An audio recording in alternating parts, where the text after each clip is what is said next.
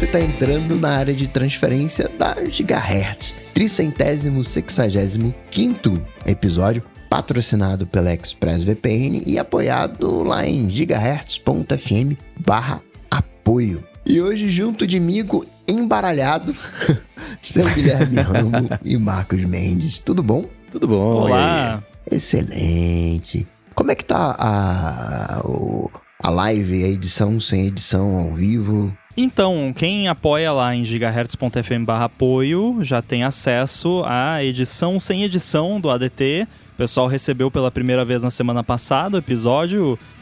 Qual foi o SLA? 20 minutos? E entregamos em quê? 18? Então foi antes do prazo, 18 minutos. Então, aí dentro entre 20 e 30 minutos, vamos colocar aí, você recebe logo. Então, quem acorda aí na quinta de manhã cedo, doido pra escutar o ADT, pode escutar a versão sem edição. Não, a edição sem edição, que fica disponível para todo mundo que apoia nos planos ADT Plus.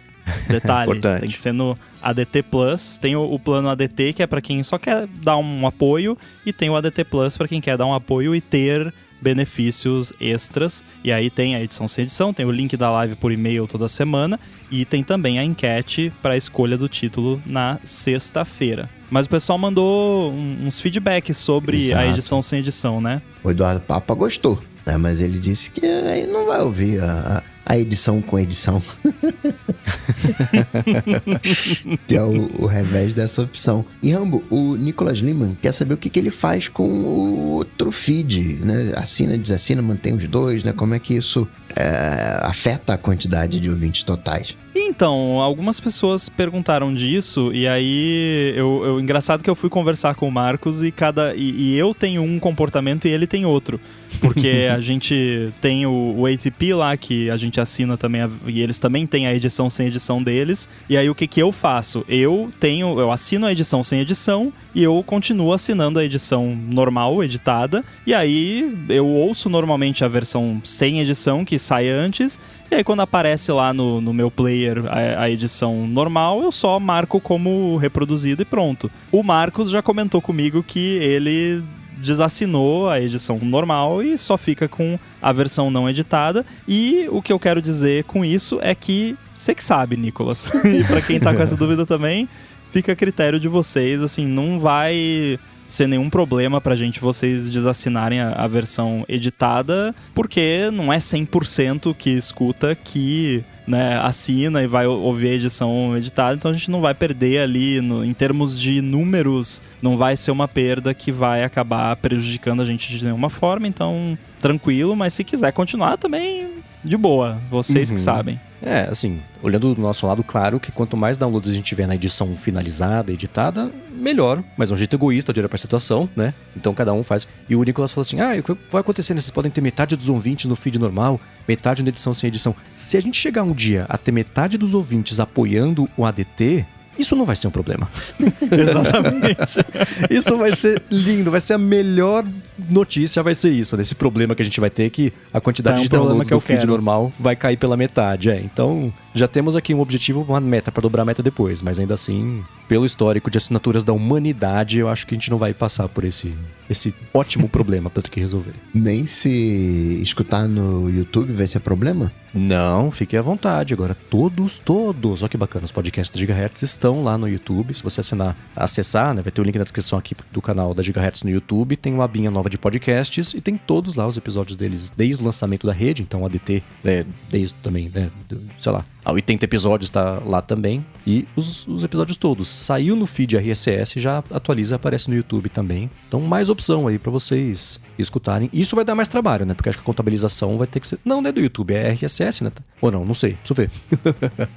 Se tudo puxado do YouTube conta como um download ou como o número de views, mas isso a gente acerta depois. Conta como um download. Então a gente vai ter que puxar os views de lá também, porém é o mesmo esquema do feed sem edição. A proporção, por enquanto, ainda é pequena. Se um dia ela aumentar, a gente dá um jeito de puxar de lá também. Vai ser mais um ótimo problema para resolver. Exatamente. Agora, caiu aqui na pauta um hashtag AlôDT de Guilherme Rambo. Pois é, eu tava procurando uma coisa hoje. Na verdade, eu estava procurando um produto. e eu não encontrei, assim, honestamente eu não fiquei muito tempo procurando, então pode ter sido preguiça minha, e por conta dessa minha preguiça eu vim aqui pedir ajuda dos adetêncios e adetências. Vejam só, eu tenho diversos iPhones aqui, né? Momento babaca / weird flex, mas eu tenho device de teste e tal que eu uso e vai aparecer mais um iPhone nessa coleção que é um pouco especial e a gente vai falar mais sobre ele daqui a pouco. Daqui a pouco não, daqui a alguns episódios. Mas eu me vi numa certa necessidade de duas coisas. Eu gostaria de poder manter, digamos, 3 a 4 iPhones sempre plugados no carregador quando eles não estão em uso e, ao mesmo tempo, em algum tipo de, entre aspas, cofre. Aí eu digo entre aspas porque não precisa ser um cofre, mas assim, alguma coisa que impeça um furto ocasional, digamos, aquela pessoa que vê ali, tem uns iPhone ali, deixa eu pegar e botar no bolso e levar embora, sabe? Não aquela coisa de, invadiram meu apartamento pra roubar tudo, aí whatever, mas, né, um furto ocasional, furto de oportunidade, digamos assim. E aí eu fui pesquisar, e aí eu achei um monte de coisa, e um monte de coisa que não serve pro que eu quero. Porque assim, eu achei uns produtos que até achei interessantes, que é tipo... Mas todos eles são uma caixinha que você bota o iPhone ou o Android, o celular, pra bloquear ele por um tempo determinado pra você não poder usar. Que é tipo, faça o detox de aparelhos eletrônicos, bloqueie o seu celular nessa caixinha. E aí você bota ela tem um timer e aí você não pode usar o seu celular enquanto não passar o timer. E eu não achei nada além disso. E eu tava procurando alguma coisa assim. Então, se alguém tem algo assim, se alguém pode me indicar alguma solução, alguma ideia pra resolver o meu problema, alguma coisa que seja como se fosse um cofre para devices e que eu consiga manter eles carregados lá dentro. É isso. Então, se alguém tiver sugestões, por favor, me mandem. Seu irmão consegue fazer um pra você, não? Então, eu poderia fazer também, né? Mas se tiver um produto pronto que já seja isso, né? Porque realmente os que eu encontrei são todos nessa vibe de tipo um screen time em hardware, que é tipo pra bloquear por um determinado timer. E aí eu até pensei, de repente eu posso usar um negócio desses, só que primeiro, cada um desses é para um aparelho só de cada vez. Mas tudo bem, eu poderia comprar 3, 4 negócios desses, só que eu não achei nenhum que tenha como você não ter esse negócio do timer. Tipo, eu quero só travar o device dentro de um negócio que ele fica carregando lá dentro e destravar quando eu quiser, seja com uma chave, com biometria, com uma senha, o que for. Mas todos que eu achei é só esse esquema do timer, e aí não é o que eu tô procurando, né? Você acha a Apple Store bonita, Raul? Algumas são, a maioria. Por que você não fala com o marceneiro pra ele fazer uma mini mesa Apple? Aí coloca ali os recarregadores, pode colocar uma cubo ali de acrílico em cima, fechando. Porque acaba que o que você quer, eu acho aqui que eu tô imaginando, tem um quê de exibição, de mostruário, assim. Não sei. Na verdade não. Pelo contrário, se for escondido, melhor ainda. Esconduário. A ideia é justamente... o esconduário. A ideia é deixar... É quando não está em uso, que é a maior parte do tempo. Mas não é ficar exibindo, é pelo contrário, se eu puder esconder numa gaveta, num canto e deixar carregando enquanto isso, que é importante, tem que estar sempre carregado, então é o contrário, na verdade, não é pra ser um negócio que fica à mostra. Então, se alguém souber, gigahertz.fm/feedback. Exatamente, manda lá no gigahertz.fm/feedback, porque eu cansei de ficar procurando, eu cansei rápido, né? De novo, eu não tive muito empenho em procurar isso, mas na minha pesquisa rápida, nos lugares usuais, eu não achei nada que resolvesse esse problema. Sobre o ChatGPT dizer alguma coisa que fere os termos de uso, e isso muitas das vezes é um falso positivo, a Mariana Bentivoglio, né, diz que no meio de uma sessão com o ChatGPT ou o Copilot, quando alguma coisa na resposta é considerada problemática, o GPT apaga tudo e sugere iniciar um novo tópico. O problema é que ela lê muito rápido e geralmente ela já leu 90% da resposta antes dela ser apagada. E aí ela fica curiosa pelo fim, mas faz com que ela perceba que muitas das respostas são bem completas e bem estruturadas. Se em alguns casos isso torna óbvio o que levou ao chat travar, né? Por exemplo, né, uma descrição de ali, órgão abdominal, né, uma região ali mais para baixo. Em algumas outras, né, ela não consegue identificar o problema, né? Por exemplo, né, pesquisando sobre dentes de siso, mas ela só queria saber quando ela fizesse pedidos sobre planejamento, ele respondesse com o mesmo detalhamento, ao invés de ir no segundo item e sugerir repetir as etapas nos dias seguintes.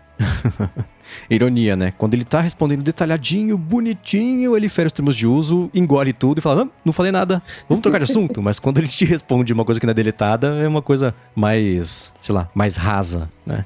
Eu já passei por isso, eu não leio tão rápido quanto a Mariana, então já aconteceu de eu ver ele tá começando a gerar a resposta, aí engraçado, parece que ele tomou um susto, apaga tudo e fala, ó, aqui eu não posso, fala de outra coisa aí, né? Então, acho que isso tem a ver com o que o Rambo passou também, quando tava fazendo toda a coleção das imagens dos pôsteres da Pixar, né, pra fazer dos estados brasileiros, etc. Quem não viu, link na descrição, muito bacana como ficou o resultado, mas, assim, né, é meio enviesado porque eu uso mais o ChatGPT do que os outros todos, juntos. Mas eu vejo isso acontecer muito mais no ChatGPT do que nos outros todos juntos também, né? Então eles são bem mais... sei lá, eles pecam pelo excesso de cuidado, eu acho, porque eles sabem que não estão numa situação que eles podem cometer muitos erros, né? Porque tentando, quer dizer, mais ou menos, tentando asterisco fazer tudo certo, já tá com um monte de dificuldades, né, éticas, morais e regulatórias. Se começar a errar, piora, né? Então, acho que eles estão sendo meio pecando pelo excesso aí nessa parte de falar, escuta, isso aqui que não tem nenhum risco de nada feriu nossos termos de uso. Então, ou pergunta diferente, que nem quando eu fiz lá de filme, né? Me fala do filme tal, não posso. Ah, tá bom. Do que você quer brincar, Minha então? mãe não deixa. Ok. Então, deixa. Obrigado. Ajudou bastante. Vou fazer outra coisa. Então tem isso, né? Eu não sei se eu tô ficando muito exigente ou se realmente aconteceu alguma coisa, mas eu tenho a impressão que de uns tempos pra cá, a qualidade do output do ChatGPT tem piorado. E não só do ChatGPT propriamente dito, mas do Copilot, e aí o Copilot no Visual Studio Code, o GitHub Copilot, que tem 1 milhão de coisas que chama Copilot, mas o GitHub Copilot, porque acontecia muito assim, o Copilot lá do GitHub, eu uso principalmente no VS Code quando eu tô fazendo coisa em JavaScript e TypeScript. Aí, por exemplo, o negócio do portal lá do assinante do apoio do ADT, é tudo feito dessa forma e com a ajuda do Copilot. Chegou vários pontos durante o desenvolvimento que eu desliguei o Copilot, porque ele estava mais me atrapalhando do que me ajudando. E uma coisa que tem acontecido muito assim que não acontecia antes é, por exemplo, eu quero fazer alguma coisa e eu não lembro exatamente como faz, ou eu tô com preguiça mesmo, e aí eu coloca um comentário no JavaScript, faça tal coisa, né? Pega o ID, separa por traços e transforma num número, sei lá, alguma coisa assim. Normalmente, o que acontecia? Eu botava o comentário, dava Enter para a próxima linha não é um comentário, ele escrevia o código que fazia o que estava escrito no meu comentário. Legal.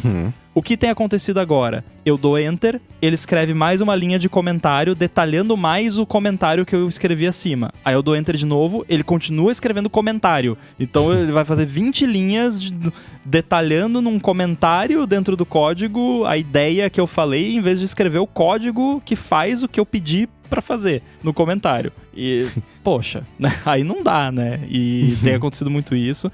E aí no ChatGPT especificamente, as respostas parecem ter ficado muito genéricas, assim. Às vezes eu pergunto de alguma coisa específica e ele traz toda uma baboseira genérica que tem uma correlação com o assunto, mas não exatamente o que eu perguntei, e meio que fica por isso. Ou dá uma de carangueja e só, tipo, aqui está o que eu encontrei na internet. Não sei. Não sei se tem sentido isso também. Acho que Marcos usa mais. Tem. Eu quero ver a impressão do Coca primeiro, caso ele use, senão a gente pula.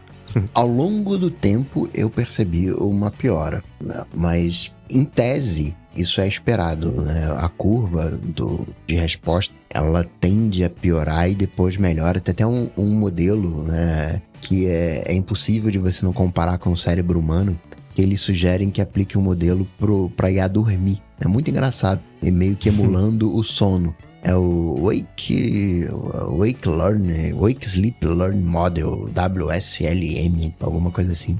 E isso faz com que a IA alucine menos dentro do processo natural dela. Mas eu sinto, sim, que não é que a qualidade esteja caindo. Acho que eles estão menos exigentes, assim, né? Acho que eles estão empurrando uma versão melhor para você comprar, assim. Acho que é mais uma coisa comercial do que propriamente técnica.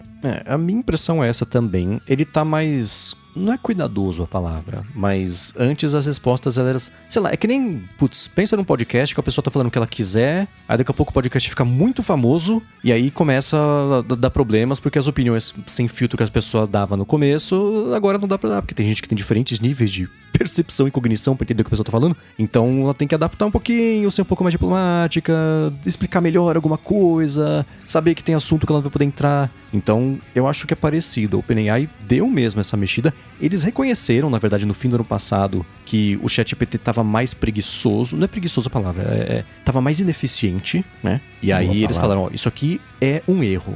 Mas a gente tá trabalhando nisso, etc. Mas mesmo assim, né? No começo, lembra? As primeiras semanas do ChatGPT a gente falava, putz, ele só fala que é um grande modelo de linguagem, não pode ajudar, etc. Isso foi reduzindo aos poucos, né? Você não vê mais ele falar isso. Pelo menos, ou a gente aprende a usar, tem isso também. Mas essa frase não aparece com tanta frequência. Virou um meme, mas no dia a dia mesmo a gente não vê, né? Então, eles estão adaptando mesmo, né? O que eu noto é assim, ele faz muito reforço positivo pra tudo. Então, eu vou fazer não sei o que lá. Ele fala assim, nossa, se fazer não sei o que lá, que legal, hein? Pô, isso aqui é bom, faz bem pra Cook. Então, vou falar pra você, corta isso tudo e só fala pra mim, tira essa parte Teletubbies do começo que não precisa, né? Então, isso eu notei mesmo, que é ser mais amigável, acho, a ferramenta. Ele faz uns floreios ao invés de ir direto ao ponto. O que, curiosamente, é uma coisa financeiramente ruim pra ele. Não, é financeiramente ruim pra eles, né? Quanto mais o ChatGPT falar com você, especialmente o plano gratuito, mais caro você é pra OpenAI a troco de nada, né? Literalmente. Então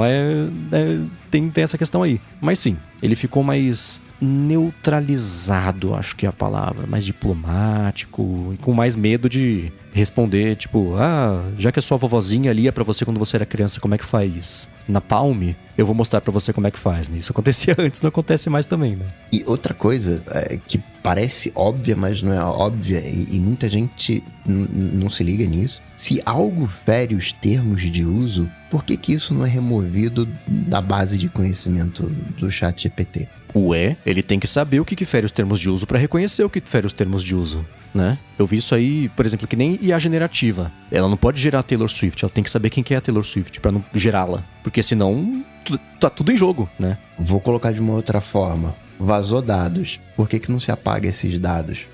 É uma outra coisa, né? O correto... Isso sim.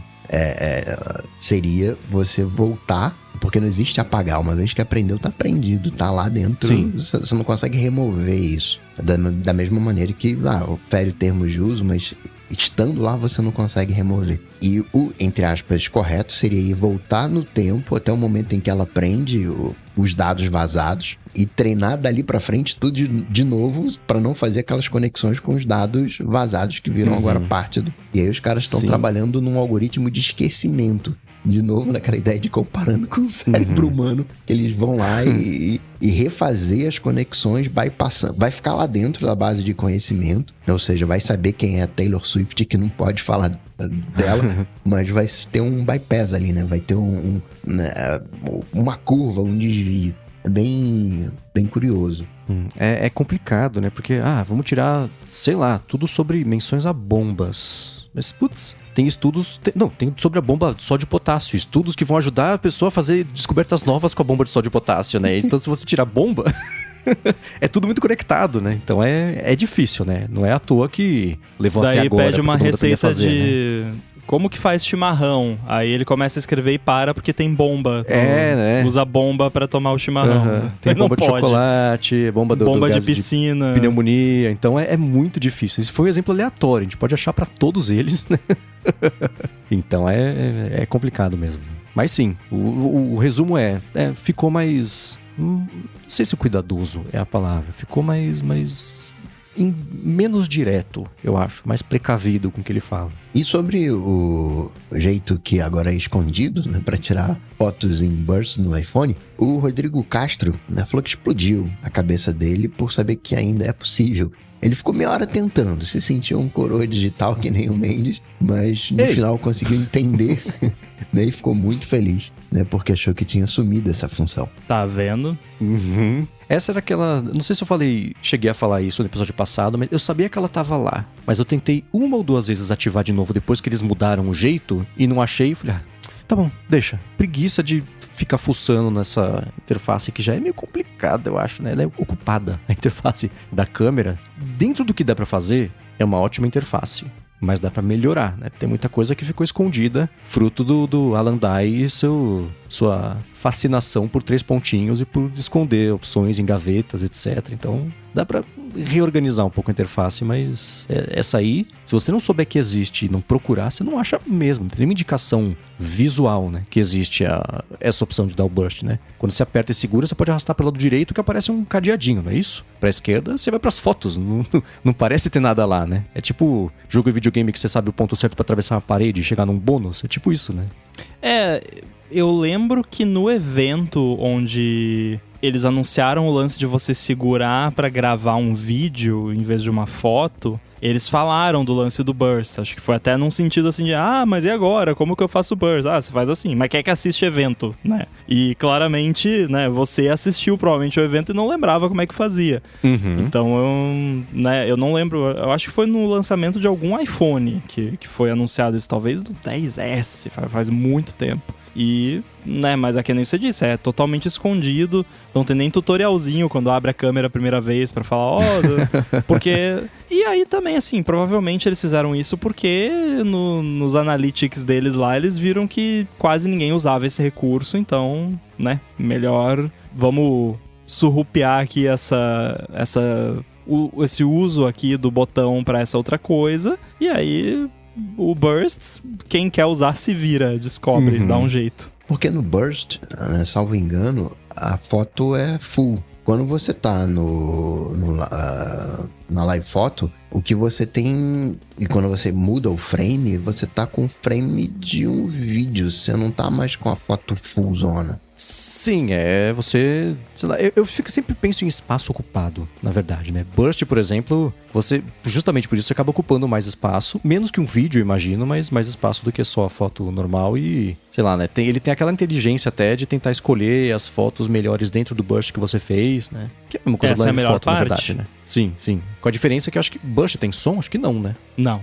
Não, né? Assim, só pra deixar claro, são 2 processos totalmente diferentes. Não tem nada a ver uma coisa com a outra. O Burst você tira várias fotos uma atrás da outra, e aí ele até escolhe ali o que ficou melhor. Acho que até tem uns efeitinhos que você pode fazer, mas o Live Photo é bem como o Coca falou. É tipo, grava ali um videozinho junto com a foto, um pouquinho antes, um pouquinho depois, e aí você pode depois ir lá e selecionar outro frame, mas não vai ter a qualidade full de uma foto. O Burst, todas as fotos têm a qualidade full de uma foto, porém, o Burst tem uma diferença. Eu não sei quanto tempo é agora, mas tem um período de tempo que ele guarda todas as fotos do Burst e depois ele descarta as que não foram selecionadas. Então, o espaço da Live Photo, que é menor do que o de um Burst, vai ficar ocupado para sempre. O espaço do Burst vai ficar ocupado até você fazer alguma coisa com aquilo. Depois ele descarta. Eu lembro que isso, inclusive, foi explicado na Keynote, quando eles introduziram o recurso de Burst, que acho que foi no iPhone 4.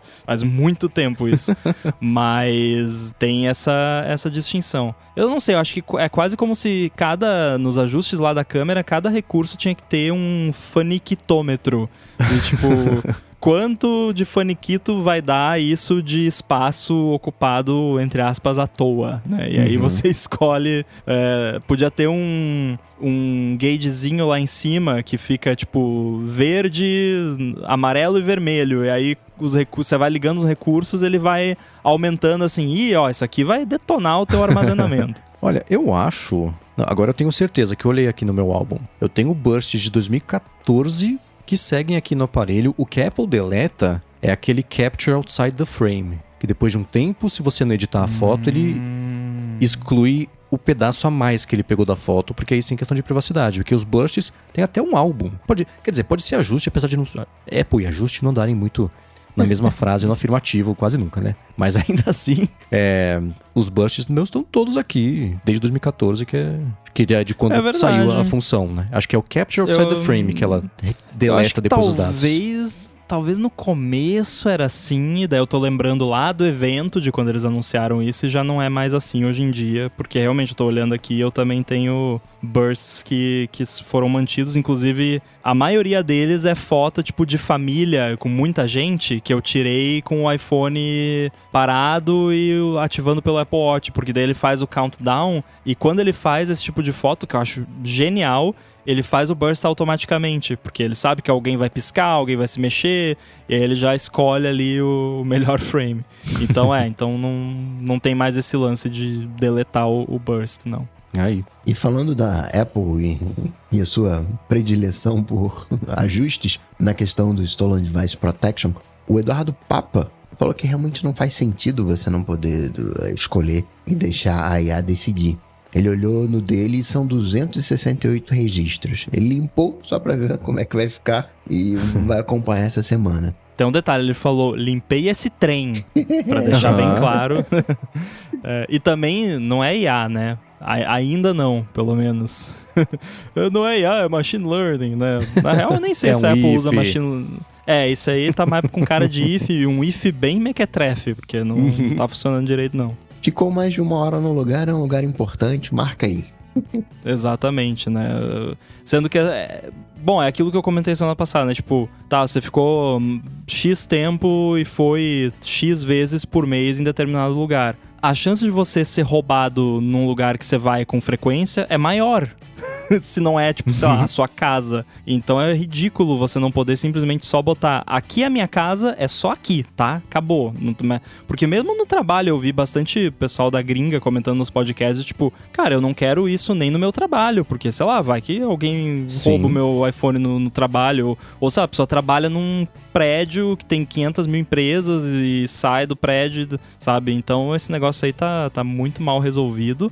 Pelo menos, né, como já falamos, caso alguém não se lembre, no iOS 17.4, que por enquanto ainda tá só no beta, você pode ir lá e desligar esse lance de lugar seguro, não tem lugar seguro e acabou, que foi isso que eu fiz, né, mas pra quem ainda não tá no beta, não tem essa opção. Agora olha que engraçado, semana passada, que a gente gravou, foi na quinta, tá? Pior ainda, que eu não fui na academia e tinha academia como um dos dois lugares aqui. Hoje eu acessei e tem só a minha casa. Não tem um menuzinho pra escolher entre os dois, que ele escolheu como Recent Records. Tem um indicado, tá escrito Home aqui, e tem a localização. E tem 131 registros desde 22 de dezembro até hoje. Então, sei lá, tá pela metade. É muito contra-intuitivo você ter esse menu aqui com os registros, você não poder dar uma espiada no que é, deletar o que você não quer. Tudo bem que isso invade um pouco de privacidade, porque o dado fica acessível a terceiros que queiram... Acessível não, precisa de Face ID pra você ver o dado. Então... É que eu penso, por exemplo, todo recurso de localização que a Apple lança de olho em não, sei lá, fazer virar uma arma contra pessoas em relacionamentos abusivos, aquilo que a gente viu, por exemplo, com os AirTags e etc.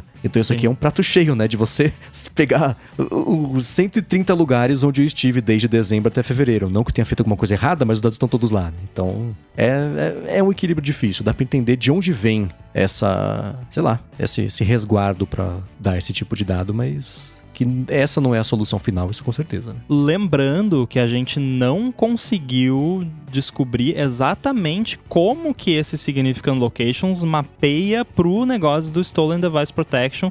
Não encontramos em nenhum lugar uma resposta definitiva de tipo, são todas, são só algumas? Porque eu imagino que deva ter um nível de significant dentro dessas locations que, tipo, talvez... Porque eu abri aqui o meu de novo hoje, e aí tá aqui, home. E aí tá realmente a localização da minha casa. E aí tem outros 40 negócios ali que eu não consigo ver. De repente, eles só levam em consideração esse home, e o resto não. Então, né? Só que isso não tá explicado em lugar nenhum. Ele só fala, você pode ver lá em Significant Locations. Tá, obrigado.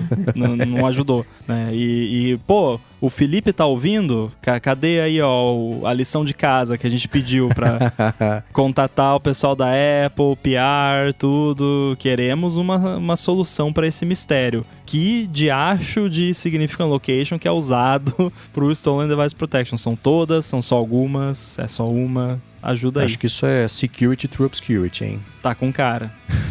Agora, você vê que a pessoa tá há muito tempo em home office ou que as pessoas do trabalho são todas educadinhas. Quando a pessoa diz, ouvi um podcast na gringa, a galera falando, quem nunca, né? Eu não, nunca fiz isso. Mas quem nunca fez pegadinha com a carangueja no telefone dos outros que esqueceu ali em cima da mesa? Carangueja, me chama de Zé Orelha daqui pra frente.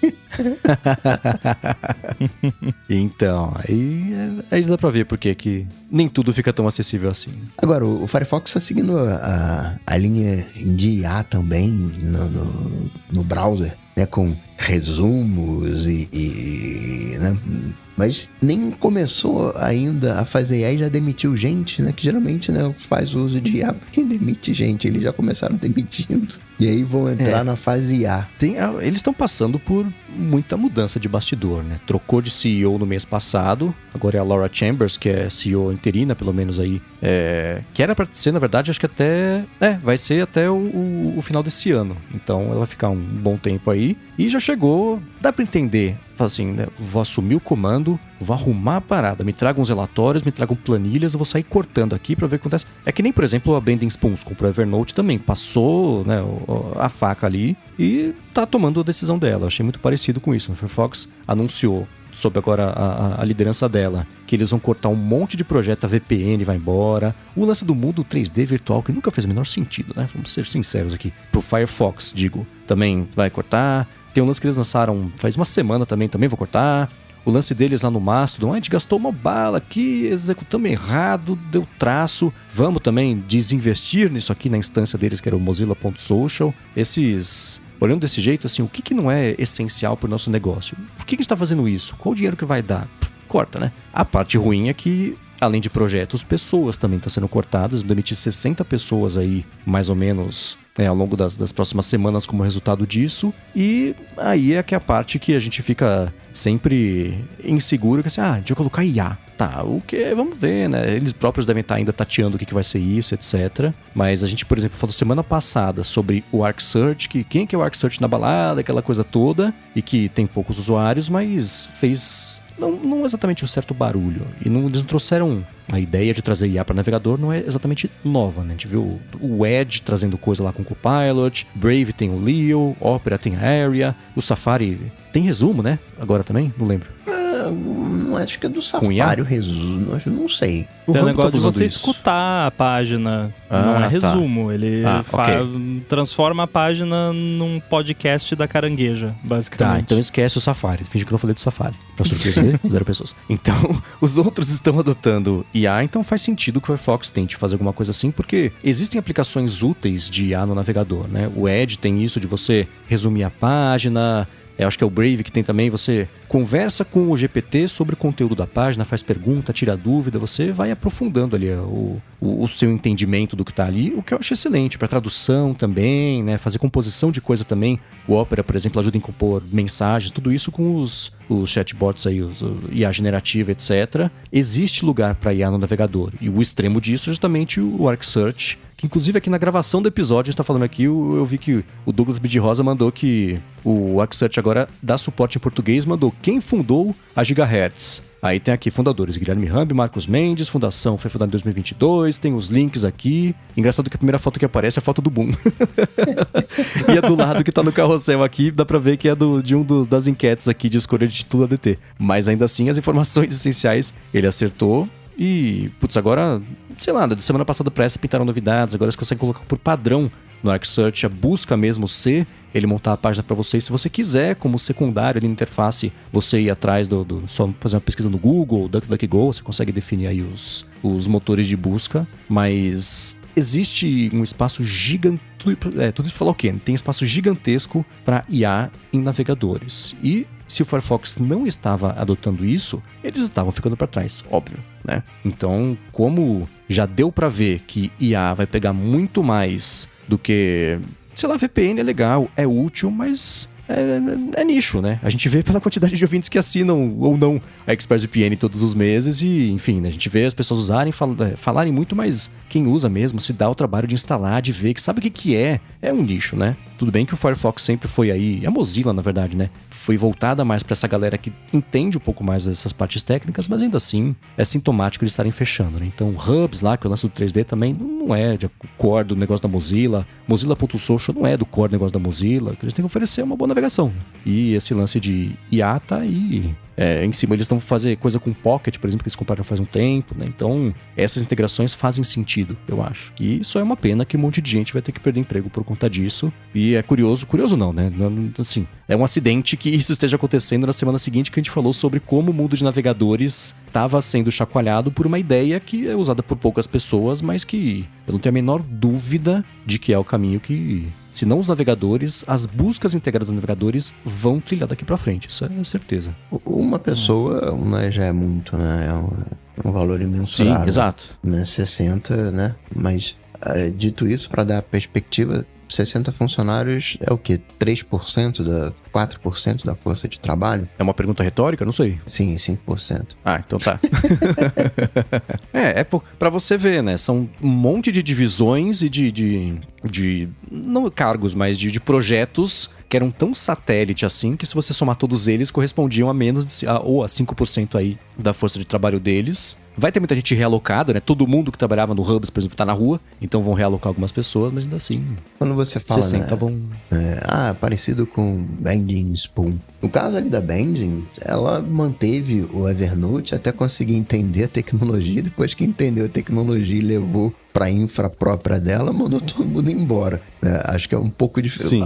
Ali no Evernote foi uma absorção ali do processo e depois mandou embora. Acho que aqui, e assim, com, vamos dizer assim, realmente querendo dissecar e desintegrar o Evernote do ponto de vista de funcionários, aqui não me parece ser isso. Aqui me parece, você até fala, VPN não é o core, mas acho que na época em que se pensou em VPN, na época em que se pensou em VPN pro Firefox, não, navegação, tem uma afinidade. O que acontece é que agora não tem grana, olhou-se os números e viu que não tá dando resultado, vamos sair cortando. Onde é que dá pra cortar? Corta aqui, corta ali, corta mais ali. Essa reestruturação, né? Porque a Mozilla, né, ela nunca teve exatamente bem das pernas.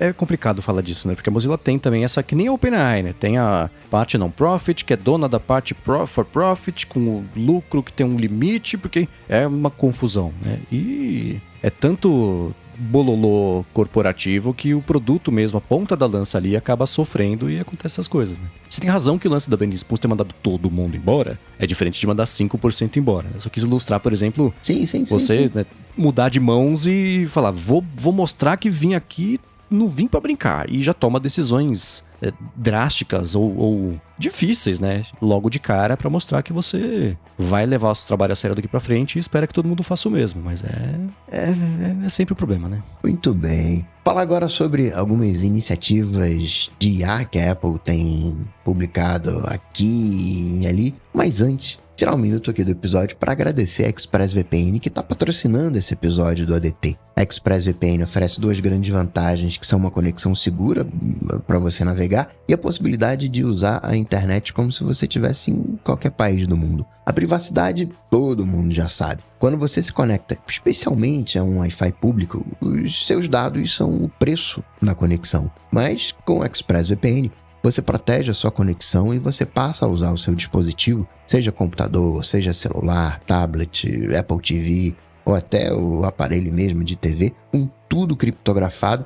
É como se você estivesse numa espécie de modo anônimo permanente. Isso quer dizer que ninguém consegue rastrear a sua atividade e nem olhar para os dados trafegados. Já a parte de você poder se conectar como se estivesse em qualquer lugar do mundo é ótima, porque você acessa o catálogo da Netflix como se estivesse nos Estados Unidos, por exemplo, que é diferente do catálogo que ela disponibiliza aqui no Brasil. A mesma coisa para os outros serviços de streaming, não só de vídeo, como de música também. E, ao contrário, também funciona. Então, se você estiver fora do país e quiser acessar um vídeo do YouTube, por exemplo, que só está liberado para o Brasil, com ExpressVPN, você vai lá na lista de uns 100 países que ela oferece, seleciona Brasil, ativa e pronto. Dá para ver o vídeo.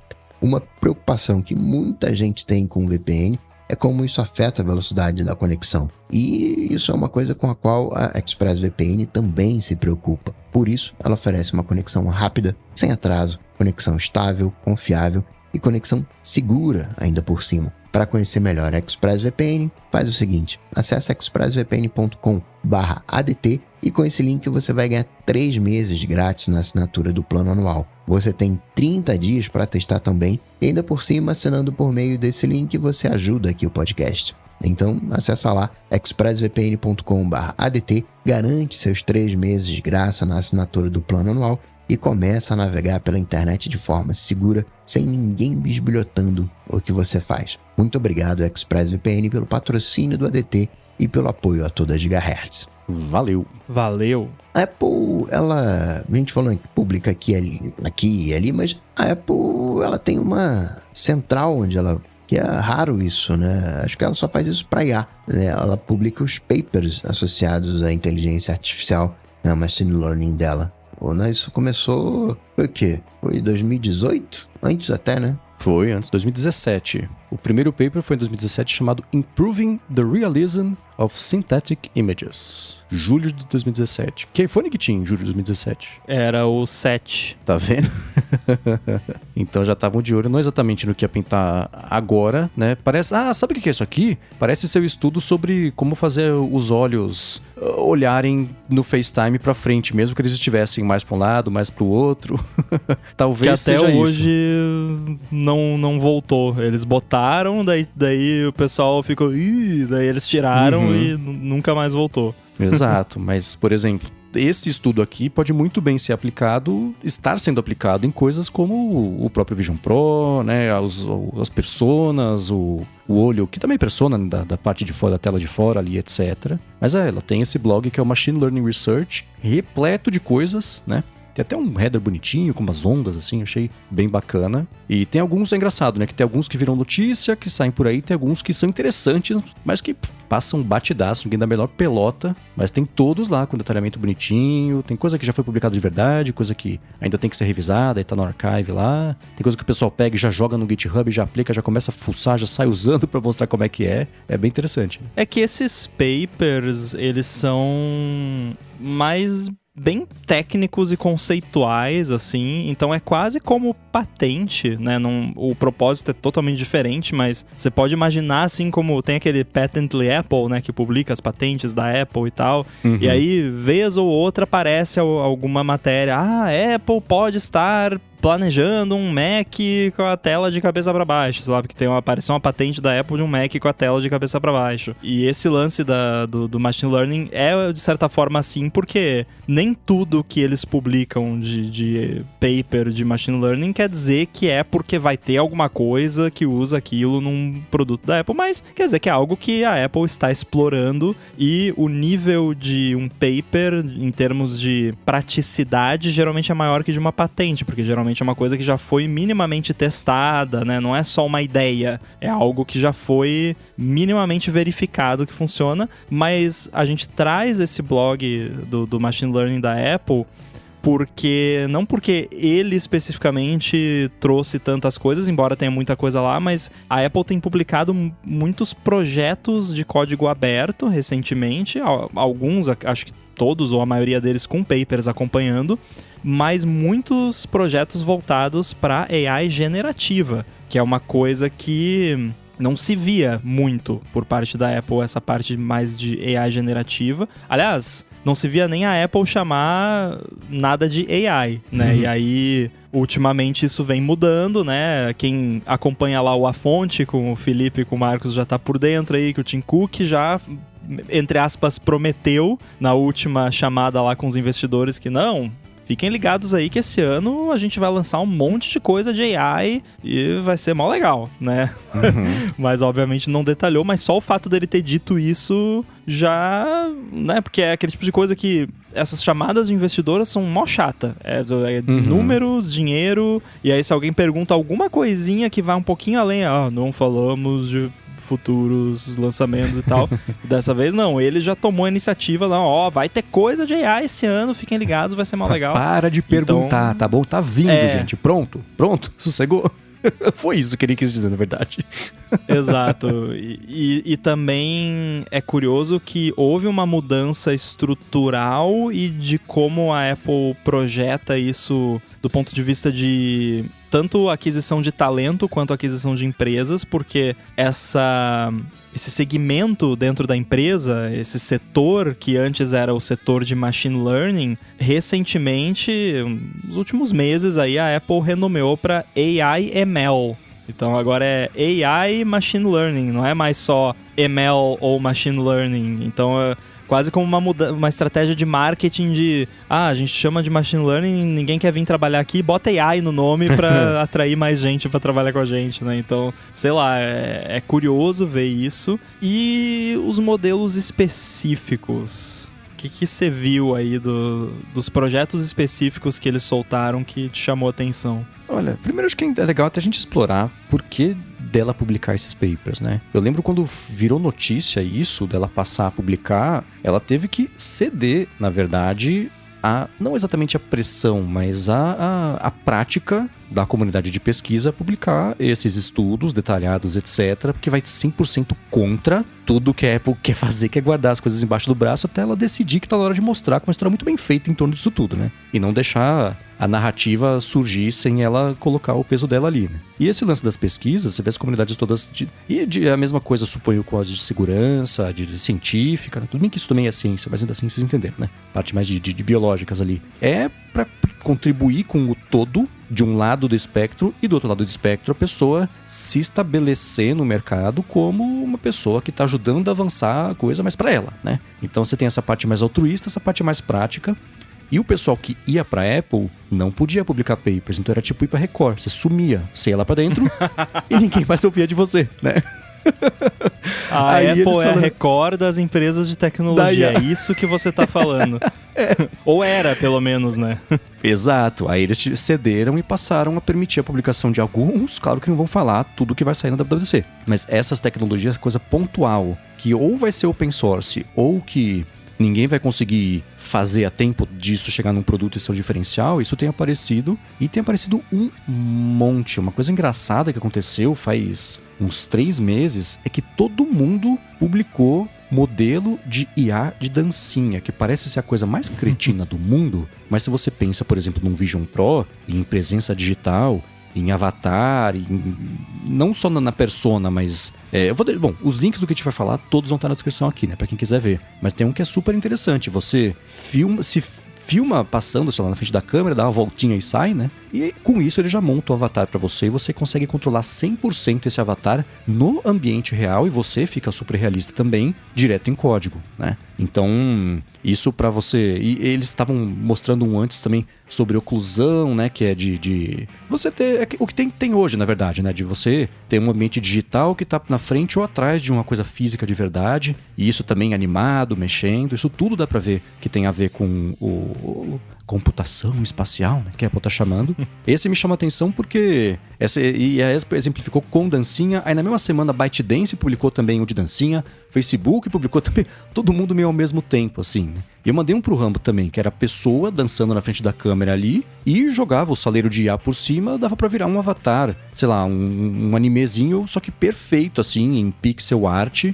imitando 100% dos movimentos, até de micro movimentos da mão, da cabeça, do cabelo, assim, muito impressionante, né? Então esses todos me chamam a atenção porque eles mostram que as aplicações, sejam as divertidas, sejam as práticas, tudo bem que pode ter tem um overlap entre essas duas coisas, mas vocês entenderam o que eu quero dizer? Tá vindo meio rápido assim, né? E essas IAs generativas estão acelerando em vários aspectos tecnologias que a gente achava que ia ficar muito longe ainda. Então esse foi o primeiro que me veio na cabeça, que ao menos eu, né, pensar em dancinha, mas ainda assim dá pra extrapolar as aplicações práticas disso e olhando pra isso e olhando pras personas, você fala, bom, as personas vão ficar muito mais próximas disso do que o contrário, óbvio, né? Então esse me chamou a atenção, eu vou deixar na descrição aqui pra quem quiser dar uma espiadinha. E com isso dá pra imaginar que a Apple tá mais ou menos ali junto das demais. Facebook fez a dancinha, TikTok fez a dancinha, Apple fez também a dancinha. Mas quando é que a gente vai ver a carangueja dançando?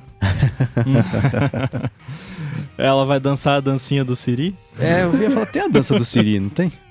Tem, é uma coisa antiga, eu acho. Porque eu não lembro de onde veio, mas enfim. Mas teve um que saiu hoje, né? Aquele Keyframer, que é que usa Large Language Model e um SVG. Aí você dá um prompt e ele anima o SVG pra você. E o que eu achei curioso desse, e que conecta com uma coisa que aconteceu recentemente também, que vocês comentaram lá no A Fonte, é que o LLM que eles usaram nesse exemplo, no teste deles, foi o GPT-4.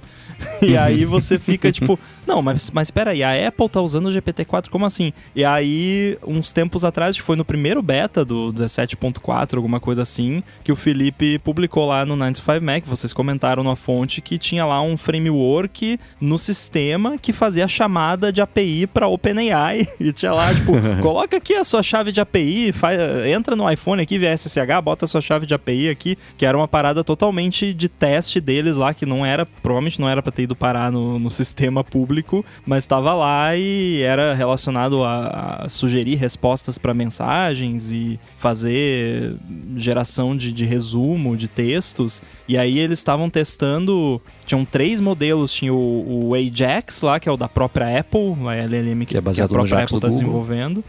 Tem um outro lá que eu esqueci o nome agora, e o GPT-4 que eles estavam fazendo chamada de API direto para OpenAI, só que era uma parada de teste, então não tinha nenhuma chave de API da Apple lá dentro, nada. Então, claramente, era uma coisa que, provavelmente lá dentro, eles têm um esquema lá que a galera tá testando os 3 e estão fazendo, tipo, teste triplo cego, nesse caso, tipo, teste de remédio, né? Que vai lá, bota um pra usar o Ajax, esse grupo usa o GPT-4, esse grupo usa o outro, e aí pega o feedback e vê qual que tá se saindo melhor, provavelmente pra eles alimentarem o treinamento do Ajax, que é o deles, que eu imagino que é o que eles vão querer, né? E aí, o modelo deles, de LLM, tinha tanto versão local quanto versão na nuvem também, que é uma coisa que eu acho que não tinha sido falada sobre isso, né, na Bloomberg, nem em nenhum outro lugar. Então, pelo visto, aí a Apple tá desenvolvendo a LLM dela, de fato, já vimos provas disso, e vai ter tanto uma versão no device quanto uma versão na nuvem também.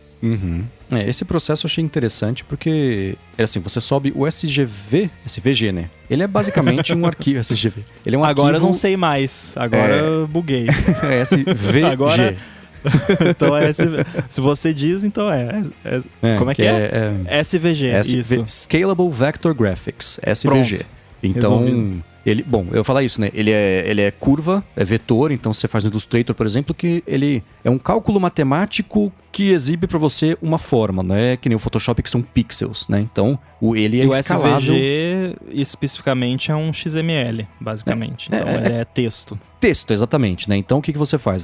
Mas ele, quando você tem... Na parte gráfica que você está editando, você pode ter camadas, os elementos são separados, né? Tem uma estrela, um exemplo que eles deram. Tem um planeta, e tem estrela, e tem umas nuvenzinhas, e tem não sei o que lá atrás. Cada um disso está numa camada, o que quer dizer que eles podem ser manipulados independentemente. O que é excelente para animação, né? Os itens do Chibi Studio começam a vida como SVGs. Eles saem do Sketch, vão para uma ferramenta e vão para o iOS, e justamente por isso, para você poder trocar cor, escalar e tal. E aí o que acontece? Você sobe isso na ferramenta, né? Aí ele interpreta todo o código ali do que você tem de imagem. Aí você faz, por exemplo, que eles deram um exemplo, né? Que é o planeta lá, Saturno. Aí fala assim, tem um prompt, tipo, gera para mim, por exemplo, 3 designs diferentes aqui, trocando a cor do céu. Ali gera 3 SVGs diferentes. Aí você vai no modelo e fala assim, anima, por favor. Faz assim que fica... Você coloca o primeiro resultado e o último, ele faz a interpolação entre eles todos. E você pode ir, ele dá o exemplo, você refina. Você vai refinando até chegar onde você quer. Então, assim como a gente já falou de alguns e vai falar mais um em seguida, que é você usar prompt, porque você dá para a pessoa que não tem o conhecimento técnico para fazer a animação, mas ela tem na cabeça o que ela quer fazer de animação, isso aí tá perfeito, por exemplo, para ser integrado no Xcode, né? Ou, sei lá, em outros, mas o Xcode seria um bom exemplo de você ter esse tipo de integração. Ou não? Tô falando bobagem? Não, seria uma boa sim, com certeza. Porque... E também... Eles deram esse exemplo com SVG, mas nada impede disso ser integrado no Xcode para criar uma animação em SwiftUI, por exemplo. Ou até criar o código em SwiftUI para você desenhar um foguetinho, por exemplo, ou uma estrelinha. Porque, poxa, quanto app tem lá um botãozinho que é uma estrelinha que você clica e ele favorita e aí dá uma saltitada e fica brilhando e sai umas faisquinhas e tal. Pô, puder digitar lá, faz uma estrelinha que sai faisquinha. Pô, mó legal, né? Tudo bem que já tem componente pronto pra isso, mas, né, se você quer uma coisa um pouquinho mais customizada, né, você poder só falar, gera aí, eu fiz isso sem integração do Xcode, a gente fez uma brincadeira de final de ano lá no Chibi Studio, eu queria um efeitinho de neve, floquinhos de neve caindo, tava com preguiça de programar na mão aquilo, fui no ChatGPT, cria uma view em SwiftUI que simula floquinhos de neve caindo. Ele fez, 80% do que eu queria e os últimos 20% eu fiz. Então, e nesse estudo, vale a pena ver esses estudos, gente. Eles são muito interessantes, né? Eles mostram, por exemplo, que eles fizeram, durante a parte de pesquisa e desenvolvimento disso, eles pegaram 9 profissionais de vários cargos. Então tem designer, tem engenheiro de software, tem desenvolvedor front-end, com 8 anos de experiência, 15, 20, 7, cada um especializado em animação de UI, o outro em publicidade, o outro em, sei lá, design de personagens, e fala em cada ferramenta que eles têm experiência. Então, o After Effects, ou JavaScript, Swift, né, e, sei lá, Blender, Cinema 4D, e eles pediram para essa galera toda animar justamente os 2 exemplos que a Apple tem aqui no estudo, né, para poder ver como é que um humano animaria versus como é que a IA animou, para poder comparar isso com o desempenho de pessoas com diferentes experiências, diferentes métodos para fazer animação. É muito interessante, é muito legal. Tem esse Saturno que eu falei, tem um foguete também que tá decolando, aí tem um texto, aí tem nuvem, e você pode animar do jeito simples, né, faz o foguete subir, ou na verdade fazer tudo sair do quadro para baixo, ou com paralaxe bonitinho, né, o foguete tá mais para frente, tem a fumaça atrás, tem o fundo mais para trás ainda, tem a palavra lá atrás. Então tem vários jeitos diferentes aí de animar, e o modelo parece estar sendo treinado para dar suporte a essas diferentes formas de chegar no resultado. É bem interessante. Agora, teve também aquele de fazer edição em fotos, que desses todos até agora me parece ser o que tem a ideia mais óbvia, assim, de como que isso poderia ser integrado no iOS 18, por exemplo. Que resumidamente, um lance assim, você tem uma foto lá, daí de uma paisagem, você fala, faz o céu ficar mais azul. E aí, ele faz os ajustes que tem que fazer na imagem para o céu ficar mais azul. E aí você pode fazer ajustes também de contraste, né? Deixar a foto mais bonita, basicamente. Então, eu consigo ver isso sendo uma coisa no iOS 18. Não sei aí, em termos de interface, como que a Apple implementaria isso. Eu acho que não seria em forma de mensagem de chat, né? Porque já falamos sobre como isso é preguiçoso. Mas, de repente, sei lá, você tira uma foto e pede pra carangueja, né? Faz aí o céu ficar mais azul, tira essa pessoa do fundo aqui, enfim, alguma coisa nesse sentido. Sim, 100%. Isso eu imagino mesmo chegando no aplicativo de fotos, por exemplo. E pode ter uma caixinha. Uma coisa interessante é assim, né? Ao longo do último ano e meio, a OpenAI fez um favor para todo mundo, que foi treinar as pessoas a usarem a caixinha de texto para fazer pedido para interagir com a IA. Então essa etapa do aprendizado dá para pular, né? Tudo bem que diferentes pessoas têm diferentes formas de domínio de você se expressar, etc. Mas ainda assim, deu essa nivelada, né? Então isso vai até com o que eu venho falando há 3 meses, né, no mínimo, que é não ter uma IA-zona fazendo tudo, mas você ter um pedacinho de IA específico treinado para uma coisa específica na foto, né? Eu acho que foi o Ben Thompson que publicou, acho que um comentário no Threads hoje, que é isso, né? Você tem as IAs generativas que são treinadas em tudo, né? Mas você vai fazer uma tarefa específica, não precisa do treinamento todo, você precisa de um pedacinho, né? Se você treina a IA só para esse pedacinho, ela fica menor, entrega um resultado muito mais preciso com o que você quer e você consegue rodar com mais eficiência, etc. Então, essa IA, acho que é o exemplo o simbólico que eu vou usar daqui para frente para falar, tá vendo? Isso dentro do Fotos não precisa ter um Siri GPT inteiro, né? Ela só vai fazer isso, só entre aspas, óbvio, né? Mas essa é a parte boa, ela vai ser treinada para só fazer isso e o resultado pode ser feito direto no aparelho local, sem depender de conexão com a internet. Tem N vantagens, né? A rapidez disso, a eficiência disso. E o bacana de IA generativa, especialmente as que são de texto, é que se elas forem treinadas com muitos e muitos e muitos dados, chega de fábrica multilingüe. Então não é aquela coisa assim, vamos lançar por enquanto só Estados Unidos, Canadá, Reino Unido e Austrália, e daqui a 6 anos, com sorte, mais países recebem outros idiomas, né? Então, isso é bom também. Eu ainda gosto mais da ideia de abstrair a caixinha de texto. E eu acho que a Apple vai seguir mais nessa... eu não sei se eu acho ou se eu espero. Eu acho que eu acho e espero, na verdade. Mas eu já imaginei uma coisa assim, eles já têm modelos muito bons de scene understanding, que é tipo você compreender o que tem numa foto. Então, já pega AI desde o começo do processo. Então eu tiro a foto, eu vou lá na parte de editar e ele já me sugere. Ele já viu que o céu tá nublado, ele já sugere, deixa o céu mais claro. Ou ele viu que tem uma pessoa piscando, ele já sugere, né, pessoa de olho aberto. Ou viu que tem coisas no fundo que talvez você queira tirar. Tipo, tem uma pessoa aleatória ali que não faz parte do grupo da foto. Daí já sugere remover a pessoa. Ou então você circula alguma coisa na foto e ele mostra várias opções pra você fazer ali de edições. Eu acho, na real, eu acho mais plausível, sim. Porque a Apple gosta de fazer as coisas de um jeito mais limitado. O que, por um lado, é chato, porque a gente quer ter total, né, flexibilidade de tudo. Por outro lado, é um diferencial da Apple, querendo ou não, que pra quem não tá ligado nisso e não quer ficar digitando prompt ou virando engenheiro ou engenheira de prompt, já tem ali as opções prontas, né?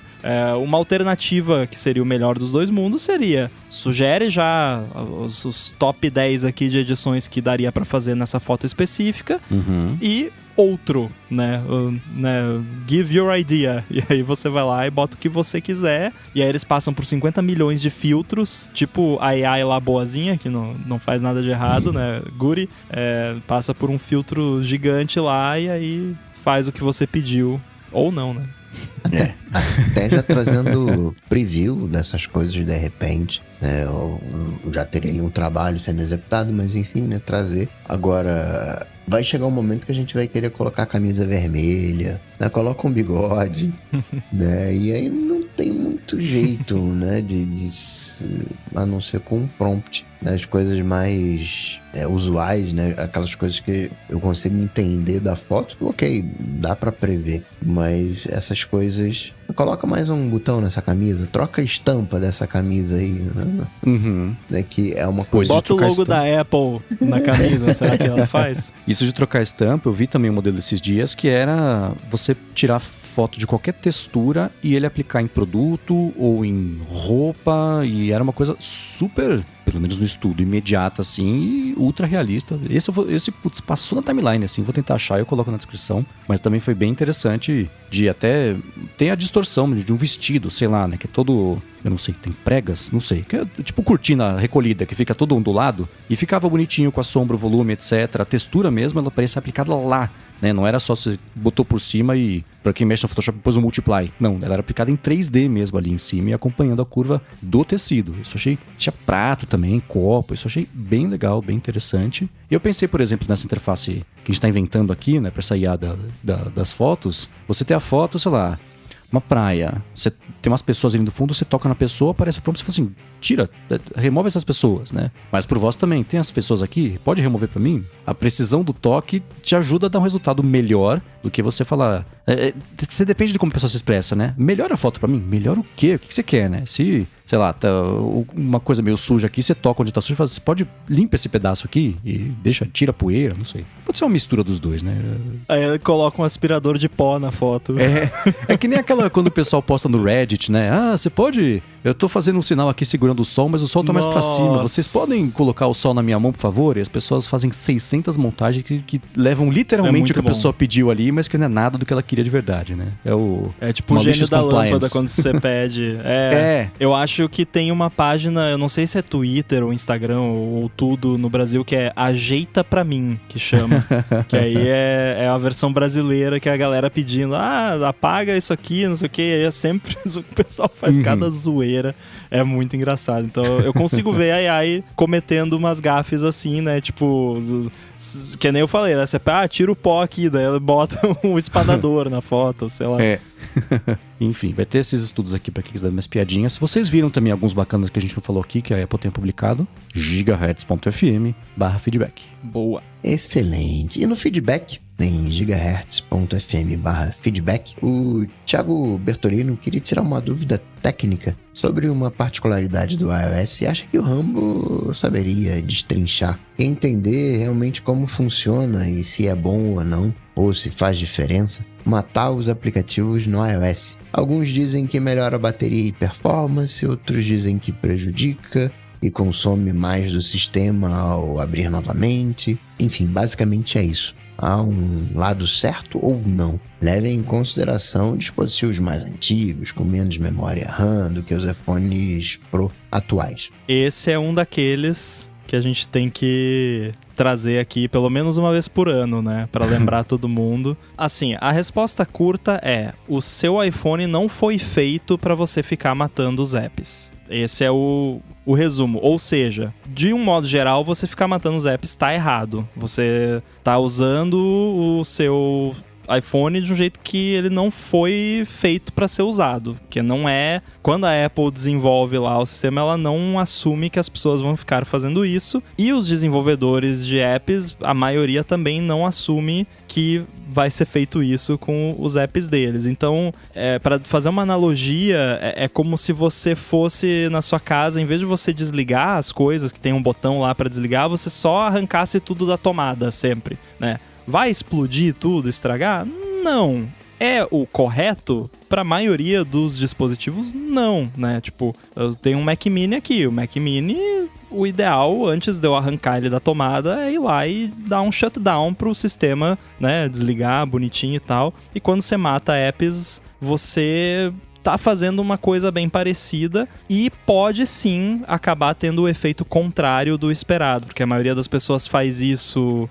Na verdade, eu já nem sei mais se é a maioria das pessoas que pensa que isso vai economizar bateria, porque o que eu vejo mais como justificativa é o faniquito, é que as pessoas não gostam de ver aquele monte de app no App Switcher e elas só querem que aqueles apps sumam dali. Não é? A pessoa faz meio que de forma inconsciente e, em parte, eu acho que é culpa do UX disso, porque é satisfatório. Tipo, é um gesto gostosinho de fazer ali, de você jogar os apps pra cima. Então, eu acho que tem muito esse lado meio fidget spinner tipo... eu quero limpar aqui, fica bonitinho, sem muita coisa. É gostosinho ficar matando os apps. E de quebra ainda tem gente que acha que isso vai economizar a bateria. Mas a resposta é que não, você não precisa, não deve fazer isso. Tem dois motivos para você fazer isso válidos. Um é, o app travou, e aí você toca nas coisas e não acontece nada. Aí mata o app e abre de novo, né? Sai do Fusca e entra no Fusca, como a gente fala. Ou se for um app do Facebook ou do Google, daí eu deixo. Eu tô generalizando de brincadeira, mas assim, tem certos apps, por exemplo, o Google Maps. Eu abro o Google Maps de vez em quando pra consultar o endereço, ver como é que tá o trânsito e tal. Esse é um app que eu mato, porque eu só abro ele, uso e acabou. Eu não preciso que ele faça nada em background. Então eu mato. Agora, tem outros apps, por exemplo, Instagram e Threads, que são apps do Facebook, da Meta, que eu uso. Eu não mato eles. Eu deixo eles e deixo o background refresh ativo, porque quando eu abrir de novo o app daqui 10 horas, eu quero ver o app já atualizado. Não quero abrir do zero, ter que esperar carregar, ver a informação velha ali para carregar a informação nova. Então esses apps, por exemplo, eu não mato. Então eu só tenho esse hábito, de fato, com apps que podem ter um impacto em background e que eu uso esporadicamente, como o exemplo do Google Maps. Então, no geral, eu não recomendo fazer isso. E só lembrando que quem mata apps, mata pandas. Bom, achei que ninguém fosse lembrar dessa referência ao ADT antigo. Um aplicativo que eu mato também é o Waze, porque eu tenho um medo danado dele jogar um barulhinho num momento inapropriado. Você tá na reunião, e aí você chegou ao seu destino. Gemidão do Waze. Não. Vimos uma tendência aí de aplicativos de navegação / mapas, né? Então, porque o Waze também, eu abro de vez em nunca o Waze também pra ver alguma questão de trânsito e tal, e também eu sempre mato porque eu sei que ele pode ter um impacto ali em background, então como eu não uso com frequência, não preciso que ele faça atualização em background, eu mato mesmo. Mas é triste, porque tem muita gente que mata todos os apps e aí tem um monte de problema. E aí fica reclamando. Pô, o app não atualiza aqui, eu abro... Sim, não atualiza porque você não deixa, né? Ou, não vem a notificação de não sei o quê. Não vem a notificação porque você fica matando o app. O app que você mata... Tem apps que, dependendo de como funciona a implementação de notificação dele, que... por motivos válidos, alguns apps eles precisam acordar em background para receber a notificação, processar ela e exibir para você. Se você mata o app, ele não vai ter essa oportunidade. Então, esse monte de gente que reclama nos canais de YouTube aí, não veio a notificação da live, a gente tá matando o app aí, ó. Agora, o Jonas Marques quer saber qual é a estrutura de mesa mais cadeira da gente. Então, eu gastei tudo na cadeira, acabou o dinheiro, minha mesa é bem mequetrefe. Mas a minha cadeira é uma Herman Miller Iron, que eu comprei a Aeron, né? Há uns 2 anos, quando a Alice falou, velho, para de gravar no chão, é muito estúdio. Eu falei, putz, boa ideia, né? Nunca tinha pensado nisso. Aí eu resolvi fazer, mas... Você foi all in, né? Já foi na Herman Miller, né? Aquela coisa. Aí foi a filosofia Marco Arment de gastar dinheiro onde você realmente vai usar. Eu acho que comprar uma cadeira ultra confortável, uma mesa mequetrefe, é mais confortável do que uma mesa ultra confortável, uma cadeira mequetrefe. Então... eu fui... I put my money where my ass is. Aí funcionou, né? Então...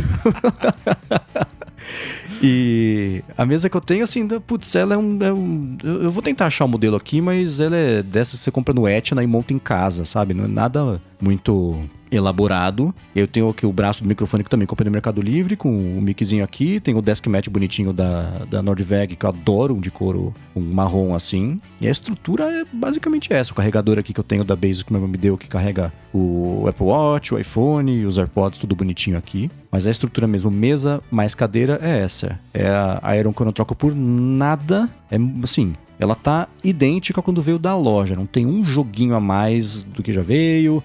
Não tem uma pecinha solta. A garantia dela é de muitos anos, ainda bem. Mas ainda assim, sei lá, usando todos os dias, múltiplas horas por dia ao longo de... foi 2021 que eu comprei? Nem sei mais. Há muitos anos, segue funcionando super bem e eu adoro. A mesa, eu digito, ela chacoalha, é bem ruim. Mas eu já aprendi a compensar isso. E tá tudo certo. Tem que botar um amortecedor no teclado, né?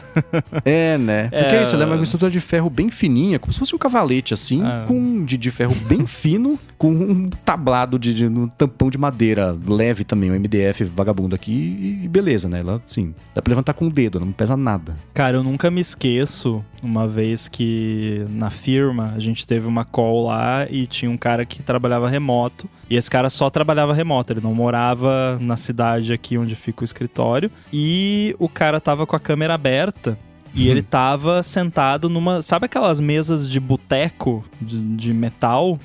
E numa mesa... Ele tava numa mesa dessas com a cadeira que faz par com essa mesa, aquelas cadeiras de boteco, de uma marca de cerveja. E era isso. Esse era o escritório dele pelo menos naquele dia, né?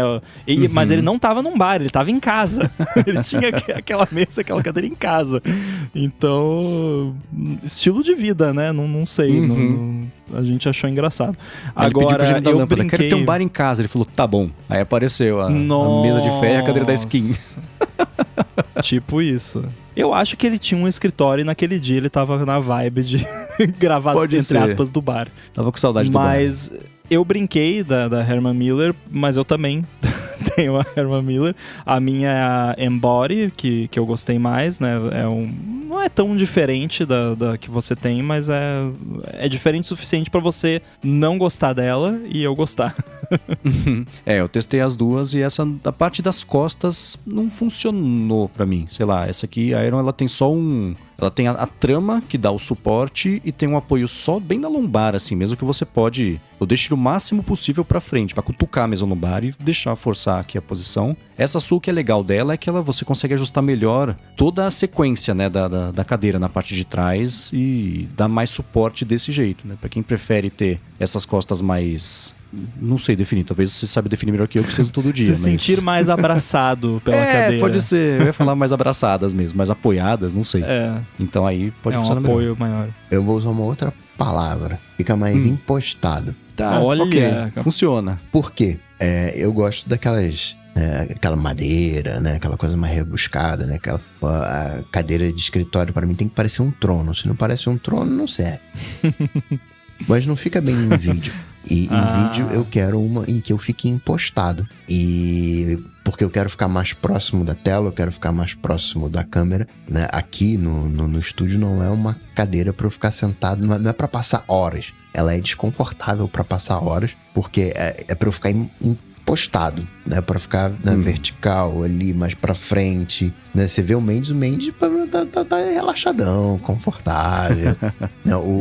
O Rambo, ele já tá um pouquinho mais não é pra frente, ele tá na postura ereta certinho, mas ele tá mais projetado pra frente do que, por exemplo, o Mendes aqui. Então, cadeira, pra mim, falando em vídeo, tem que ter essa coisa, tem que estar impostado, de preferência não aparecer no vídeo. Tem alguns pequenos detalhes, né, que no cadeira não é pra aparecer, né, falando de vídeo. E a mesa, pra mim, seguindo essa linha, né, de estúdio, ela é uma coisa mais industrial, né? Aquela coisa de vidro, metálica, né? Os pés metálicos, né? Bem transparente para poder ver as coisas ali, a movimentação que tem por baixo. Não é nem um pouco estético, né, do que comparado com um tampo de madeira, mas, de novo, é para poder ver ali o que tá rolando, o que tem, o que não tem, né?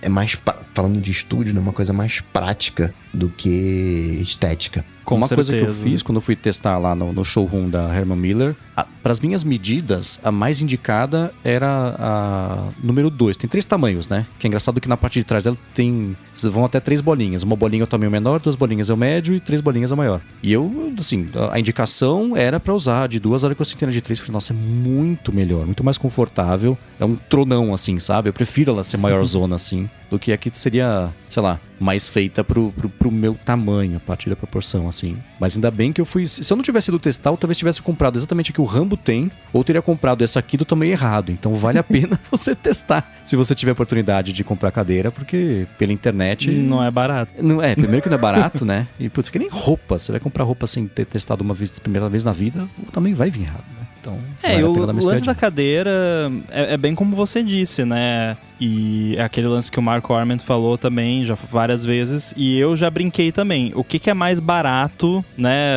no longo prazo? Eu comprar uma cadeira de 10 pau que eu vou usar por 20 anos ou até mais, ou daqui 20 anos eu ter que comprar uma coluna nova, né? Ou gastar com cirurgia de coluna e ficar viciado em opioides, né? Melhor, né, investir ali alto numa cadeira que eu tenho certeza que não vai prejudicar a minha coluna, porque eu passo muitas horas por dia sentado, embora, né, e aí já emendando no assunto da mesa, eu tenho uma standing desk, então eu passo muitas horas do dia sentado, mas eu também tenho esse hábito de ficar de pé por partes do dia mesmo quando eu tô no escritório trabalhando, e aí a minha standing desk é da Genio Desk, é a versão Pro deles, se eu não me engano, e o que eu mais gosto dela, além do fato de ser standing desk, porque eu gosto de ficar em pé de vez em quando, é que ela é muito firme. Eu tava até testando agora, eu tô tentando balançar a mesa e eu tô balançando. Tipo, eu tô apoiando todo o meu peso na mesa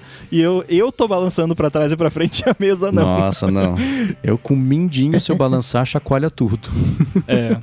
E o Studio Display tá em cima da mesa e o iPhone tá no suportezinho em cima do Studio Display, então estaria balançando horrores, né? E eu não suporto isso, tipo, que eu falei que também quando eu comprei o Studio Display, em parte foi por isso, que eu não queria um display que eu fosse ficar digitando e o display ficasse balançando, que eu não ia conseguir trabalhar. Então, essas coisas eu realmente investi. A Genio Desk não é um absurdo de cara, vale a pena dar uma olhada pra quem se interessa por standing desk e, assim, pra mim valeu a pena, porque eu uso a função standing dela bastante e não só é legal de você poder trabalhar em pé, mas só o próprio lance de você poder ajustar a altura. Então, às vezes eu vou fazer alguma coisa diferente aqui na mesa, eu posso subir um pouquinho, baixar um pouquinho. Eu tenho muita coisa grudada embaixo da mesa, então tem todo um cable management por baixo da mesa, tem hub, tem negócio da Philips Hue, tem Raspberry Pi, N coisas. Então eu consigo subir ela, deixar ela bem alto, então eu consigo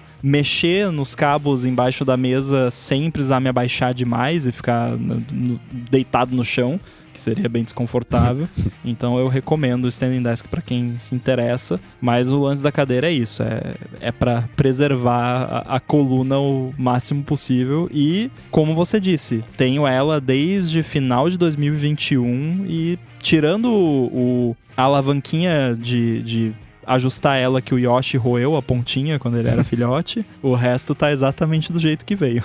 Firmeza de mesa parece uma bobeira, né? O Rambo chegou a comentar, né, que a tela vibra, né, o monitor vibra, mas tem um outro lado também que é o microfone, né?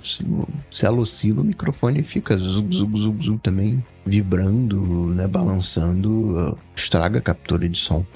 Não melhor, né? Microfone pra ficar parado mesmo. Eu sei que eu tô fazendo errado, mas um dia eu arrumo. Excelente. Agradecer aos feedbacks lá em gigahertz.fm/feedback, aos apoiadores em gigahertz.fm/apoio, ao patrocínio da Express VPN, ao Edu, que faz toda essa mágica acontecer. E agora vocês têm prova, né? Com a edição sem edição. Para falar com os senhores, MVC Mendes lá no Instagram, no Threads também, e menos no Mastodon, tô mais no Threads ultimamente. Apresento a fonte área de trabalho aqui na Gigahertz e o Hipster Fora de Controle pra Alura. E escrevo todo sábado pro Mac Magazine, nessa última semana, falando que se o Vision Pro é um fracasso, ele é o melhor fracasso que a Apple já lançou, o que foi um título que confundiu muita gente. Vale a pena dar mais piadinha. Muito bem, eu tô lá no mastodon.social.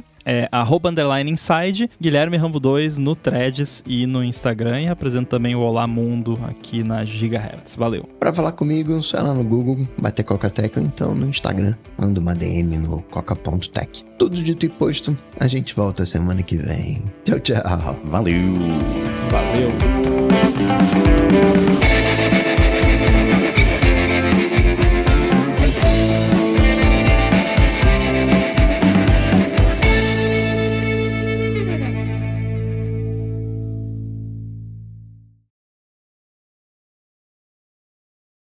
O Vitor falou aqui, qualquer coisa é só usar a voz treinada pelo iPhone e beleza. Tá nos planos a gente fazer uma brincadeira dessas. Só falta... Pra isso tem que ter treinado a voz, né? Eu posso treinar agora com essa voz assim, de Leonard Cohen. Fica boa, né? Eu tinha tá que treinar de Coca. novo. Eles devem ter melhorado já desde quando eu treinei, que eu treinei durante os betas ainda. Eu não treinei porque deu uma preguiça danada de passar 15 minutos falando frase lá. Falei, deixa pra lá. É chato. Eu ia esperar justamente a tecnologia evoluir pra ter que falar 5. Mais do que 5 eu não faço. Agora, e se for feito esse teste e além da voz ficar legal, o conteúdo ficar legal, vindo totalmente de uma IA, Olha, e a galera gostar, aí a gente aposenta? ok, aí quer dizer que o negócio vai andar sozinho. Ficou autossustentável, né? Ligado? Né? Não sei. Acho Mas que... tem um aspecto de podcast que é meio repetitivo, às vezes. E não só dentro de, assim, tem épocas que se fala mais de um determinado assunto e a gente acaba se repetindo mesmo sem querer, ou às vezes porque nem todo mundo ouve todos os episódios e tal, mas também a gente tem muito aqueles assuntos que voltam, né, tipo uma vez por ano, mais ou menos. Então tem essa repetitividade em podcast que, tipo, se você gerasse um episódio a cada mês com AI, era capaz do conteúdo ser ok, assim, né? Tipo, o resumo do mês, né? Uhum. Tem uma pergunta no ADT de hoje, inclusive, que se a gente responder vai ser uma daquelas, que é uma vez por ano, mais ou menos. Que Sim, pode crer. tem que atualizar, fazer o update da resposta. Uhum. Eu penso nisso, em, sei lá, opinativo é uma coisa, né? Se fosse podcast para fazer resumos e repercussões, né, a partir de fontes terceiras, é mais operacionalizável, né? Loop matinal. Então, né? Mas se eu, por exemplo, se fosse fazer um ADT mesmo, teria que treinar o modelo com todos os episódios até hoje, para poder ter, serão quase agentes, né? As personas mesmo de cada um, com as opiniões, o modo de falar, né? O padrão, etc., a cadência, para aí ficar bacana de verdade, né? Você treinar um chat GPT de cada um, né? Em termos de puramente de conteúdo, se você treinasse, por exemplo, digamos que você consegue treinar um GPT com tudo que eu já falei no ADT. Uhum. Você consegue criar um modelo lá que você... qual é a opinião do Rambo sobre tal coisa? Ele vai inventar uma coisa que provavelmente vai ser bem próximo do que seria a minha resposta. Uhum. Porque você consegue, né, com base ali no que a pessoa falou sobre uma coisa, você consegue esticar ali, puxar, né, dar uma expandida pra falar de outra coisa e tal. Uhum. Então acho que se você fizesse isso, né, ou faz um chat lá, converse com os integrantes do ADT, né? E aí, o ruim é quando o negócio extrapola demais e aí começa a falar coisa que a pessoa não falaria, né? Quando se alucinar, danou-se, né? Eu sei que o Scott Galloway fez um avatar de GPT dele para interagir com as pessoas, para dar conselho, e alimentou tipo, todos os livros dele, e-mails e matérias, e os posts, e blogs, e newsletters, e virou um brain dump GPT dele. Eu não sei se ele publicou isso já, se dessas para umas pessoas, sei lá, ele faz esses experimentos aí às vezes, mas é interessante, né? Mas no lance das alucinações é complicado. Porque, sei lá, você pega esse exemplo que eu dei do GPT, aí você faz uma pergunta que a gente nunca respondeu, nunca falou isso diretamente aqui. Daí você pergunta, sei lá, você acha que o Rambo votaria no Trump, por exemplo? Uhum. Aí ele vai lá e fala, eu acho que sim, porque o Rambo parece ser a favor do livre mercado e do capitalismo e não sei o quê. Não, peraí, calma.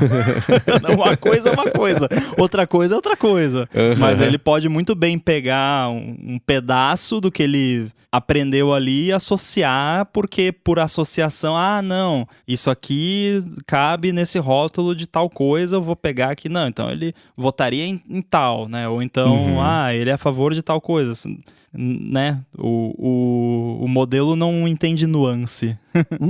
Eu ia comparar justamente com o comentarista de site. É a mesma coisa, né? Ele falou isso, então, obviamente, é essa caixa aqui pra tudo, né? Você fala uma coisa que não é sobre essa caixa, fala, mas peraí, você não era comunista? Não? É capaz do modelo ser melhor do que comentarista nesse aspecto, eu tô pensando agora. Ser, né? Ele ingere as coisas inteligentes e as burras, então ele tem a parte inteligente também. É capaz do modelo, pelo menos, falar, tipo, existe uma probabilidade, mas assim, nem sempre, né? Nem todo mundo que tem essa opinião, também tem essa outra, né? Pense bem a respeito. Né? Que o modelo sempre dá né? Tem aquele modelo lá que eu te mandei, que não responde nada. Aquele é muito bom. É muito bom. Fala da batata. Não posso. Isso seria injusto aqui com os outros tubérculos. Não, com esse assunto não se brinca. Comida, as pessoas passam por privação de alimentação. Então, acho que me faz outra pergunta aí. Você fala, o céu é azul? Ele, fala que o céu é azul é uma coisa que pode até ser subjetiva. Pensa nas pessoas, por exemplo, que enxergam de jeito diferente. Então, eu não posso determinar que o céu é azul. Pergunta outra coisa aí. Ele não responde uma pergunta. É muito engraçado. Deixa eu achar aqui qual que é esse... Você lembra o nome dele? Guri2.ai. Eu vou pôr aqui no chat pra quem tá acompanhando ao vivo, testem depois, é muito engraçado. Aí tem o paper também, né, o científico deles, tal, ele é inteiro redacted, é inteiro, como é que chama, censurado, não sei, né, várias partes com tarjas pretas assim, com informações que você não pode saber. É muito bom. Mas vocês acham que o pensamento de vocês é único, exclusivo e repetitivo? irrepetível. É isso aí. Que uma IA não... Não, É o contrário. pelo contrário, é extremamente repetitivo. É que tem coisas que são... Não são nem contraditório, né? É isso, de você... Isso que o Rambo falou é perfeito, né? A favor de livre mercado, então, obviamente, quer menos governo, então, obviamente, ele é um extrema-direita fã do Trump. Fala, não, calma, existe um abismo entre uma coisa e outra, né? Contexto é tudo. Então, eu acho que treinar a IA, ela seria mais consistente do que as nossas opiniões aqui, que variam de acordo com o tema. Tem a tal da nuance, né? Que se perde no meio do caminho. Minha opinião varia de acordo com a fase da Lua. Eu me acho bastante previsível. Tirando aqueles momentos em que eu quero fazer um contraponto, né, onde não tô realmente emitindo a minha opinião, mas tô fazendo... Pô, vamos caminhar por aqui. Eu acho que as minhas opiniões são bem previsíveis. Então, mas a gente também. É isso que a gente tava falando, que a AI conseguiria enganar ali, só dependendo, assim, coisas mais extremas, se ela fosse alucinar com base, né, no conteúdo, talvez inventasse coisas que não batem necessariamente com o que a gente falaria, né? Uhum. Mas que conseguiria enganar, conseguiria muito fácil. Acho que a maioria do podcast, né? Porque é o que eu disse, podcast é meio repetitivo por natureza. Uhum. E mesmo que errasse o que a gente pensaria sobre alguma coisa, ser com base numa opinião passada que a gente deu de um tema parecido, que a gente pensava diferente porque o contexto era outro, a situação era outra. Ou seja, seria culpa nossa igual. É, né? Sim.